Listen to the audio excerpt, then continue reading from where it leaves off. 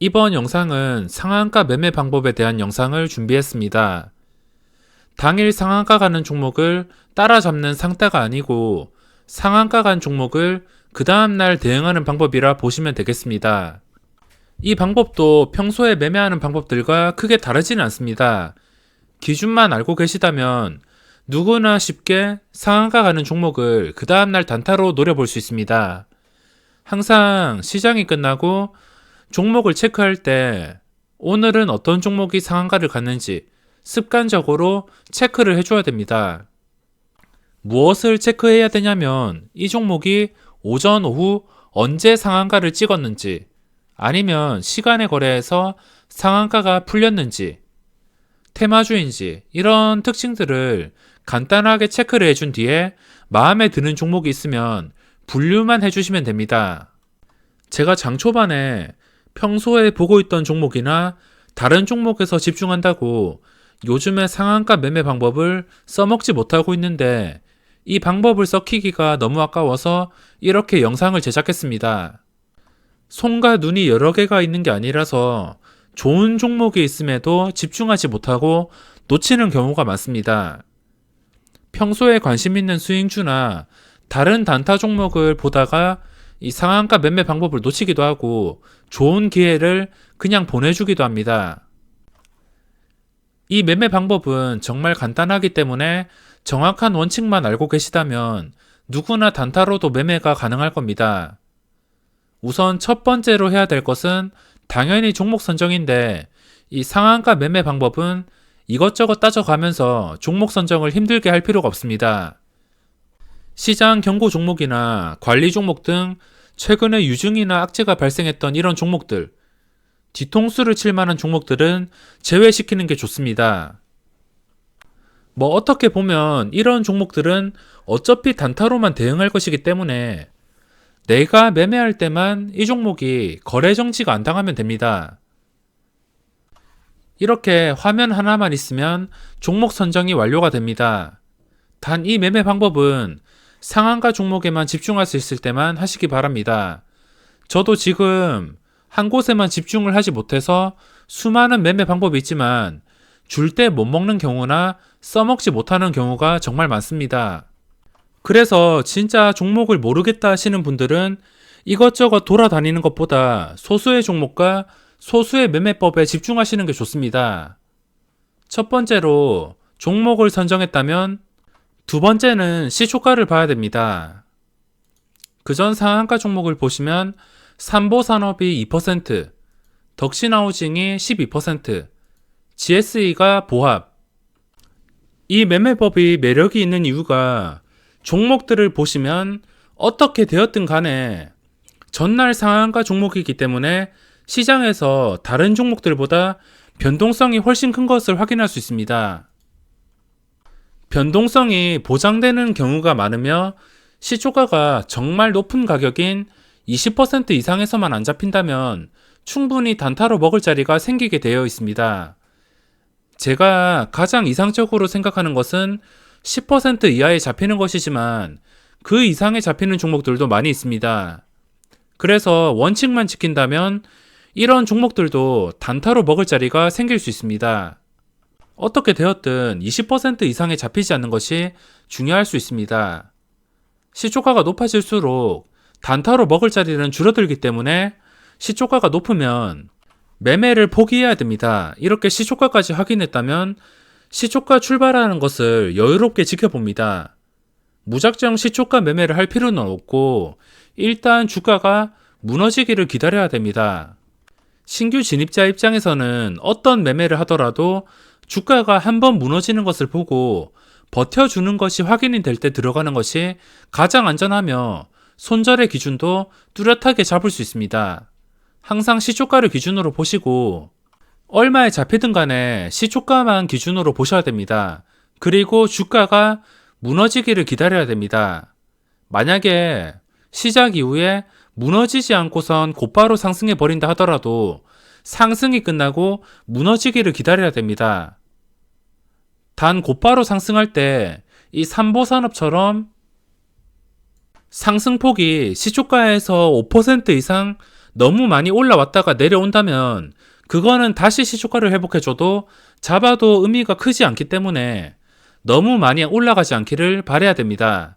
만약에 이 삼보산업이 여기서 2%에 시작했다가 한 7% 이내로 반등해서 다시 무너져가지고 시간이 지나서 다시 시초가를 회복할 때 그때가 매수 포인트가 될 수 있습니다.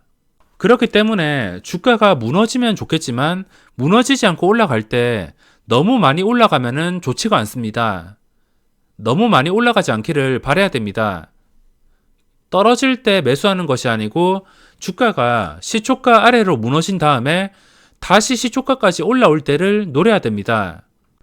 덕신 하우징을 보면 시초가 2120원에 출발해서 2055원까지 눌렸습니다.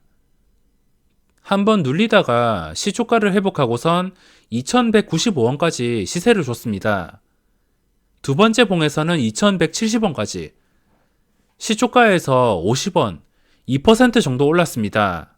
1분 봉인데 눈치가 빠른 사람이라면 시초가를 회복하기 1, 2% 전에 노릴 수 있으며 시초가를 회복하고 매수할 수도 있습니다. 이게 시초가이고 이 시초가보다 1, 2% 전이면 한 이 구간이 되겠습니다. 이 구간에서는 주가가 더 이상 빠지지 않고 반등할 때 호가창의 도움을 많이 받아야 됩니다. 1, 2% 전에 노린다면 시초가 회복 이후에 주가가 시초가를 다시 지켜주지 못할 때도 곧바로 손실 없이 매도가 가능하다는 장점이 있고 시초가를 회복할 때 매수하는 사람은 수가 틀릴 경우에 1, 2% 정도 손실을 감수해야 됩니다. 뭐 어떤 매매든 똑같겠지만 경험이 많고 호가창에만 익숙하다면 아니다 싶을 때 빠르게 발을 빼야 됩니다. 시초가를 회복할 때 매수한 뒤에 단타로 수익을 챙깁니다. 사람마다 각자 그릇이 다를 것이고 매매 금액이 다를 것이기 때문에 제가 목표가는 정해드릴 수 없습니다. 종목마다 시초가를 회복하고 1, 2% 오르는 경우도 있고 그 이상 10% 이상 오르는 종목도 있을 겁니다. 시초가를 회복하고도 별로 탄력을 받지 못하고 다시 시초가를 내려와서 호가창이 불안정하다면 곧바로 시초가에 매도를 해야 됩니다. 또 종목마다 보면 다르겠지만 이렇게 시초가를 바로 회복해 줄 때도 있고 한 30분 동안 내려앉았다가 서서히 시초가를 회복하는 경우도 많습니다.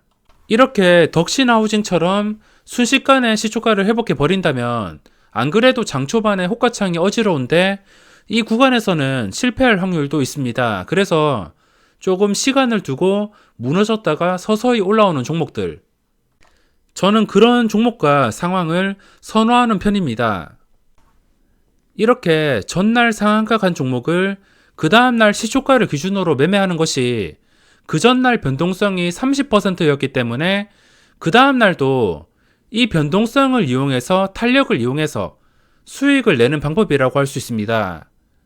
어떤 매매 방법이라도 중요한 것인데 줄 때 수익과 확실한 손절, 빠른 판단은 정말 중요합니다. 지금 15일 상한가 간 종목을 보시면 큐로홀딩스, IG비전, 그리고 스펙, 화나 SBI 스펙, 이게 300만 주의 거래량이 나오면서 강하게 상한가에 도달했습니다.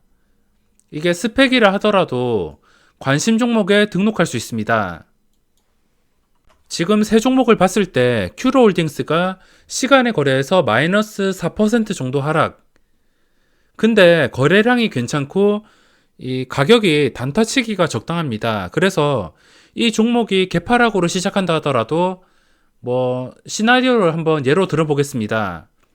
시초가가 마이너스 3%에 출발해서 한 마이너스 8%까지 빠졌을 때 더 이상 빠지지 않고 다시 시초가까지 올라온다면 그거는 시초가를 기준으로 매매할 수 있습니다. 이것도 매매할 수 있고 IG비전도 매매할 수 있습니다. 이거는 오전장에 상한가가 잠겼기 때문에 시초가가 높게 뜰 가능성이 많습니다. 시초가가 높게 뜨더라도 일단 하락할 때까지 기다렸다가 하락을 한다면 그때부터 집중해서 지켜보면 됩니다. 다시 시간이 지나고 시초가를 회복해 주는지, 시초가를 회복해 줄 것 같거나 시초가를 회복할 때 들어가서 단타로 수익을 챙기면 그만입니다. 이것도 마찬가지입니다. 세 종목 다 해당이 될 수 있는데 항상 시초가를 기준으로 대응하시면 됩니다. 그리고 13일날 상한가 간 종목이 서원. 서원을 보시면 상한가를 갔다가 그 다음날 5%의 형성이 되어서 장중에 19%까지 올랐습니다. 이 종목의 흐름을 보겠습니다. 시초가 5%에 출발하고선 하락. 그러니까 제가 원하는 그림이 바로 이런 서원 같은 그림입니다. 일단 출발을 하는데 상승하지 않고 바로 하락하는 것. 하락한다면 그때부터 지켜보면서 시초가를 회복해 주는지 그것만 보면 되기 때문에 다른 매매 방법보다 훨씬 더 단순하게 대응할 수 있습니다. 결국에 5%의 시초가를 회복해 주니까 4,530원까지 급등했습니다. 장중 최고가. 이게 5%에 출발해서 19%까지 약 14%의 변동성을 주었습니다. 제가 이날 서원을 몰라서 매매한 게 아니고 워낙 여러 가지 매매 방법을 사용하면서 이것저것 여러 가지 종목에 시선을 뺏기거나 아니면 다른 곳에 집중하고 있어서입니다. 제가 눈과 손만 여러 개라면 상한가를 간 종목은 무조건 고정으로 보고 싶습니다. 단 이 매매법의 단점이라면 시초가를 회복해 줄 때까지는 계속 기다려야 됩니다. 어디 방심할 틈도 없이 갑자기 이렇게 급등할 수 있기 때문에 딴짓하지 않고 계속해서 집중을 해야 되는 게 단점이라 할 수 있습니다. 그리고 1월 10일 SK바이오랜드 현진소재 하나니켈 2호 10일에 상한가 갔습니다. 시초가가 마이너스 출발, 고점이 25%. 하나니켈을 보시면 바로 이날 마이너스에 출발했어도 결국에 시초가를 회복해 주니까 이렇게 엄청난 시세를 주었습니다. 마이너스 3%에 출발해서 25%까지. 그리고 현진 소재. 그 다음날 보시면은 상한가 이후에 갭상승이 나오고 곧바로 하락했습니다. 하락할 때는 매매할 필요가 없이 이 시초가를 회복해 줄 때, 줄 것 같을 때 들어가면 됩니다. 들어갔다가 이렇게 빠른 시간 내에 다시 시초가를 깨버리거나 지켜주지 못한다면, 호가창을 봤을 때 이 시초가 위로 매물이 너무 많다면 그때는 못 먹어도 되니까 이런 빠른 판단이 필요합니다. 그리고 SK바이오랜드. 이것도 제가 매매한 기억이 있는데 상한가 이후에 갭상승이 나왔습니다. 한번 눌리다가 시초가를 회복해 주니까 정말 몇 초 만에 순식간에 시초가 29,100원에서 29,700원까지 급등했지만 결국에 시초가를 지켜주지 못하고 무너졌습니다. 이렇게 시초가를 못 지켜준다면 빠른 손절이 필요합니다. 그리고 삼육물산 9일날 상한가를 갔는데 그 다음날 장대음봉이 나왔습니다. 주가를 보시면 상한가 오후장에 겨우 상한가를 갔습니다. 장 출발해서 시초가를 회복하지 못하고 무너졌습니다. 만약에 이 삼육물상이 여기서 더 무너지지 않고 다시 시초가까지 올라왔을 때 이때가 매수 포인트가 될 수 있습니다. 무너진다면 기회가 될 수 있는데 이 무너질 때 사는 게 아니고 다시 시초가를 회복해 줄 때 매수하는 게 중요합니다. 무너진다면 이렇게 어디까지 무너질지 모르기 때문에 시초가를 기준으로 매매하셔야 됩니다. 그럼 이번 영상은 여기서 마무리하도록 하겠습니다. 아이즈비전, 큐로홀딩스, 이 하나 SBI 스펙 다 똑같습니다. 무너지기를 기다렸다가 시초가를 회복할 때 만약에 무너지지 않고 시초가 이후에 계속적으로 급등한다면 추격 매수 같은 거 할 필요 없이 그냥 관심 종목에서 삭제를 해버리면 됩니다. 그럼 이번 영상은 여기서 마무리하겠습니다.